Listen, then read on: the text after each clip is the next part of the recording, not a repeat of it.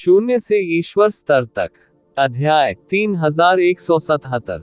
नमस्कार, आप कहानी में खो जाएं उससे पहले चैनल को सब्सक्राइब करें और नोटिफिकेशन ऑन करें। धन्यवाद। 4 प्रांतों के गश्ती दूत मार्शल सम्राट येज़िविन 3 साल बाद नायकों की एक बैठक आयोजित करने जा रहे थे और 4 प्रांतों के नायकों के आने और दर्शकों के सामने आने का इंतजार कर रहे थे। रातों रात ये खबर चारों प्रांतों की बड़ी और छोटी सेनाओं के कानों तक फैल गई। जब तक यह एक उच्च स्तरीय बल था, सबसे पहले इसका पता चलता था। हालांकि उन्होंने येज़िविन को चेहरा नहीं दिया और उसका स्वागत करने नहीं आए, वास्तव में वे येज़िविन के कार्यों पर ध्यान दे रहे थे। इन बूढ़ी लोमड़ियों में से हर एक स्थानीय तानाशाह था। चूंकि कानून जनता को सजा नहीं देता था, इसलिए कोई भी सबसे पहले सामने आने को तैयार नहीं था। हालांकि उन्होंने येज़िविन को कम आंकने की हिम्मत नहीं की और उसकी हरकतों पर ध्यान दे रहे थे। आखिरकार वह फॉर्चून डिवाइन राजवंश द्वारा नियुक्त 4 प्रीफेक्चर इंपीरियल इंस्पेक्टर थे। उनकी आधिकारिक पृष्ठभूमि का तो जिक्र ही नहीं किया गया, केवल उनकी व्यक्तिगत ताकत को नजरअंदाज नहीं किया जा सकता था। उनके चौंकाने वाले युद्ध रिकॉर्ड के कारण कई लोगों ने उन्हें नीचा दिखाने की हिम्मत नहीं की। गेंग जिन टाइगर सम्राट हजारों वर्षों से प्रसिद्ध थे। फॉर्चून गॉड राजवंश ने इतने वर्षों तक उसके लिए इनाम रखा था। यहाँ तक कि 7वें लोक के विशेषज्ञों ने भी उसे मारने की कोशिश की थी, लेकिन उनमें से कोई भी उसे नहीं मार सका और अंततः वह बच गया। लेकिन अब इतने शक्तिशाली चरित्र की येज़िविन के हाथों दुखद मृत्यु हो गई थी। इसने सभी को येज़िविन को एक नई नजर से देखने पर मजबूर कर दिया।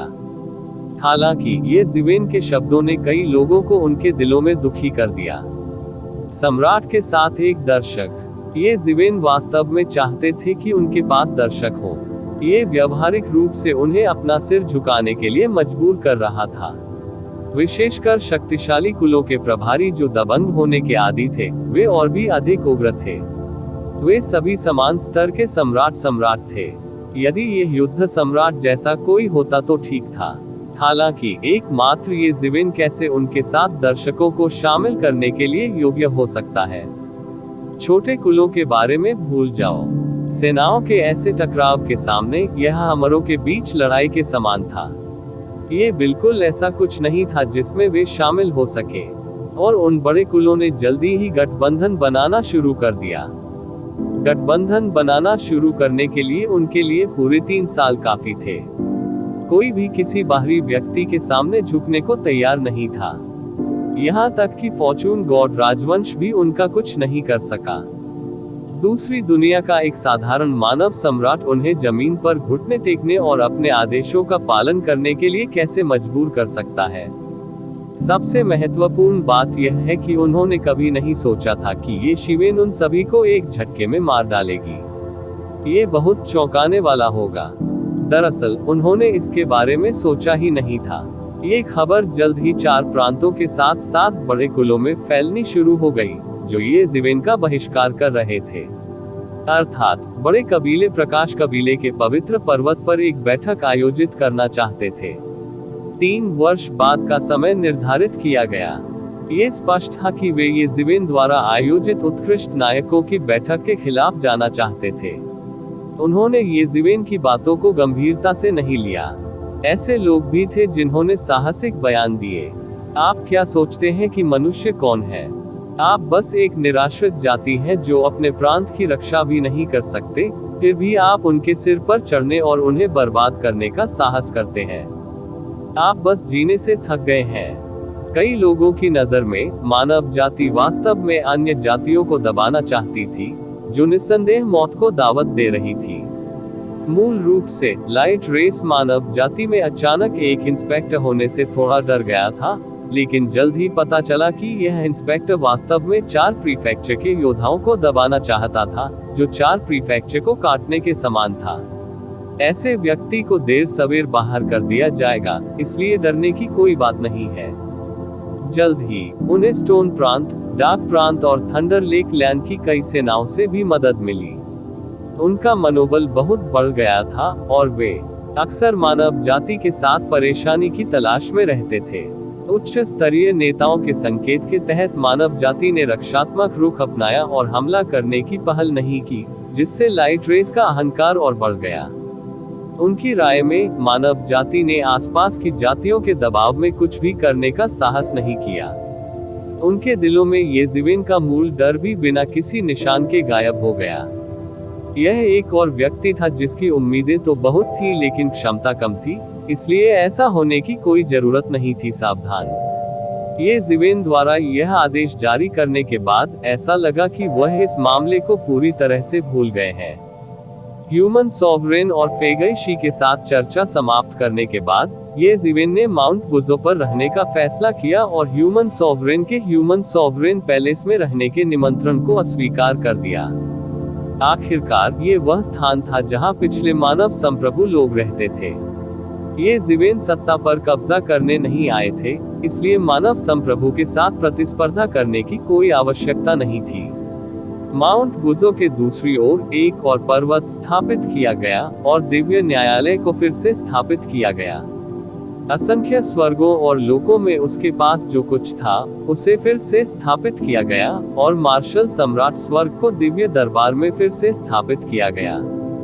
पहले जब उन्होंने असंख्य स्वर्गों और लोकों में मार्शल सम्राट स्वर्ग की स्थापना की तो ये काफी हद तक विश्व वृक्ष के पौधे को उधार लेकर किया गया था। उस समय येज़िवेन की खेती बहुत कम थी। अब येज़िवेन की ताकत उस समय की तुलना में 10 गुना से भी अधिक थी। इसके अलावा वह पहले ही एक बार इसका अनुभव कर चुका था, इसलिए मार्शल सम्राट स्वर्ग की पुनः स्थापना नाव को धारा के साथ धकेलने की बात थी। 1 वर्ष से भी कम समय में मार्शल सम्राट स्वर्ग को फिर से स्थापित किया गया और दिव्य दरबार में मार्शल सम्राट स्वर्ग भी फॉर्चून गॉड राजवंश में ये काउंटी की नींव बन जाएगा। मार्शल सम्राट स्वर्ग की पुनः स्थापना के बाद मानव जाति की प्रमुख जनजातियों और सेनाओं के नेता व्यक्तिगत रूप से उनसे मिलने आए। वे अपने सबसे होनहार कनिष्ठों को भी लेकर आए। एक और वे मानव जाति की दुनिया के सबसे शक्तिशाली व्यक्ति को देखने आए।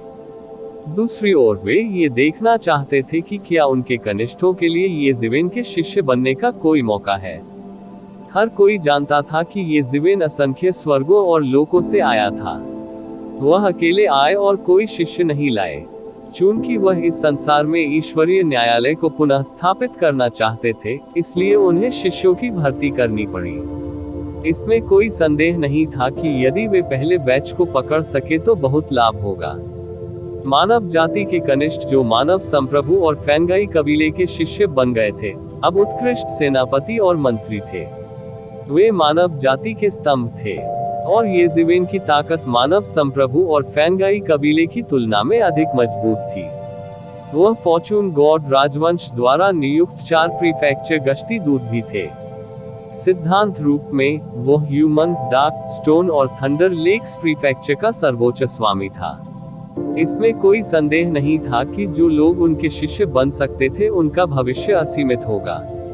येज़िवेन मार्शल सम्राट स्वर्ग में बैठे और कई जनजातियों की पूजा और दर्शकों को स्वीकार किया। इस समय मानव संप्रभु और फैंगाई कबीले येज़िवेन से लाइमलाइट चुराने नहीं आए थे। इसके अलावा वे येज़िवेन से प्रतिस्पर्धा नहीं कर सके। येज़िवेन ने असंख्य स्वर्गों और लोकों में कई बार ऐसे दृश्य का अनुभव किया था। वह पहले से ही इसका बहुत आदी था। उन्होंने सभी स्वर्गीय खजाने, दुर्लभ खजाने और दिव्य वस्तुओं को भी एकत्र किया जो प्रमुख कुलों से श्रद्धांजलि के रूप में प्रस्तुत किए गए थे। उनमें से लगभग सभी उसके लिए बेकार थे। हालांकि ईश्वरीय दरबार के खजाने को भरने के लिए उनका उपयोग करने में कोई समस्या नहीं थी। वास्तव में वह भविष्य में अपने शिष्यों को पुरस्कृत करने के लिए उनका उपयोग कर सकता था। जहां तक प्रमुख जनजातियों के उत्कृष्ट कनिष्ठों की बात है, येज़िवेन ने उनमें से किसी को भी अस्वीकार नहीं किया। जब तक उनकी पृष्ठभूमि साफ सुथरी थी, वह उन सभी को स्वीकार कर लेते थे। जहां तक उनकी योग्यता का सवाल है तो उन्हें उस पर गौर करने की जरूरत नहीं थी। बिना किसी अपवाद के जिन्हें इन जनजातियों के नेताओं द्वारा लाया जा सकता था, वे अद्वितीय प्रतिभाशाली थे। उनमें से कोई भी कमजोर नहीं था। इन सभी कनिष्ठों को येज़िवेन ने स्वीकार कर लिया था। उन्होंने दाव बच्चों के रूप में सेवा की और अस्थायी रूप से दिव्य न्यायालय का प्रबंधन किया। फिलहाल उनका बड़ी संख्या में शिष्यों को स्वीकार करने का कोई इरादा नहीं था। उसे ऐसा करने की कोई जरूरत नहीं थी। ये जीवेन को इन चीजों में कोई खास दिलचस्पी नहीं थी। असंख्य स्वर्गों और लोकों में दिव्य न्यायालय की स्थापना करने का मुख्य कारण स्वर्गीय जाति के संकट से निपटना था। अन्यथा उसके लिए जंगली सारस की तरह जीना ही काफी होगा। जब आदिवासी नेताओं ने देखा कि ये जीवेन ने किसी भी शिष्य को स्वीकार नहीं किया है, तो वे थोड़ा निराश हुए बिना नहीं रह सके। लेकिन जल्द ही उनकी उदासी खुशी में बदल गई और वे बहुत खुश हुए। हालांकि ये जीवेन ने किसी भी शिष्य को स्वीकार नहीं किया और केवल इन उत्कृष्ट मनुष्यों को ही लिया दिव्य न्यायालय और मार्शल सम्राट स्वर्ग में कुछ विविध मामलों को संभालने के लिए दाव बच्चों के रूप में कनिष्ठ हो। ये जीवेन ने भी मानव जाति की कई मार्शल आर्ट का आयोजन और उद्घाटन किया। इनमें लगभग सभी प्रकार की मार्शल आर्ट शामिल थी। उनमें से कई में शाही सम्राट दास भी शामिल थे और वे पूरी तरह से अलग शाही सम्राट दास थे। मानव जाति के लिए ये निस्संदेह एक चौंकाने वाली खोज थी। फॉर्चून डिवाइन राजवंश के सभी मनुष्यों को सुई संप्रभु द्वारा यहाँ लाया गया था। स्वाभाविक रूप से वे जिस साधना तकनीक का अभ्यास करते थे वह मुख्य रूप से सुई सॉवरेन की मार्शल आर्ट थी। हालांकि सुई संप्रभु की शक्ति अद्वितीय थी, वह अपनी मार्शल आर्ट की बाधाओं को तोड़ नहीं सका और कई अलग अलग रास्ते नहीं खोल सका। लेकिन ये जीवेन अलग थी। जब वह असंख्य स्वर्गों और लोकों में थे तो उन्होंने विभिन्न शाही सम्राटों की विरासतों का दौरा करने में लंबा समय बिताया। हालांकि वह अपने साधना आधार के साथ कई बेहतरीन कौशल नहीं देख सका, लेकिन उसे उन्हें देखने की जरूरत नहीं पड़ी। शाही सम्राटों द्वारा छोड़ी गई मार्शल आर्ट की अंतर्दृष्टि को देखकर वह उनमें से कई का अनुमान लगा सकता था। ये जीवेन ने पहले उन्हें सुलझाया नहीं था क्योंकि उसने उन्हें सुलझाने की जरूरत महसूस नहीं की थी, लेकिन अब वो उन्हें सुलझा सकता है। इन सम्राट विरासतों की मार्शल आर्ट तकनीकों का अनुमान लगाने में उन्हें अधिक समय नहीं लगेगा। उनमें से कुछ पूर्ण थे। ये जीवेन ने पूरी विरासत भी देखी थी। ये तकनीकें लोगों के लिए सम्राट क्षेत्र में खेती करने के लिए पर्याप्त थी। किसी को ये जानना होगा कि हर किसी के पास अपनी अजेय मार्शल आर्ट बनाने की क्षमता नहीं है। कई लोगों ने अपने पूर्ववर्तियों की नींव का पालन किया और अंततः सम्राट बनने का दूसरा रास्ता खोजने से पहले अर्ध सम्राट क्षेत्र के शिखर तक खेती की। मानव जाति के वर्तमान मानव संप्रभु और फैनगई कबीले दोनों को सुई संप्रभु की शिक्षाएं विरासत में मिली और उनके द्वारा अभ्यास की जाने वाली खेती की तकनीकें भी एक ही मूल की थी। लेकिन इसका कारण ये भी था कि मानव जाति की विरासत पर्याप्त समृद्ध नहीं थी। वहाँ केवल सुई सॉवरेन की विरासत थी और हर कोई सुई सॉवरेन की खेती तकनीकों को विकसित करने के लिए उपयुक्त नहीं था। यही कारण था कि पूरे वर्षों में मानव जाति में केवल कुछ ही शाही सम्राट थे। लेकिन अब ये जीवेन ने जिन खेती तकनीकों को संगठित किया और जनता के लिए जारी किया, उन्होंने मानव जाति की विरासत को काफी समृद्ध किया है। ऐसा लगा मानो मानव जाति ने एक ही रात में अनगिनत वर्षों की विरासत हासिल कर ली हो। एक सांस में वह असंख्य स्वर्गों और लोकों से मानव जाति की विरासत को ले आया। फॉर्चून दिव्य राजवंश की तुलना में असंख्य स्वर्गों और लोकों में मानव जाति बहुत अधिक गौरवशाली थी।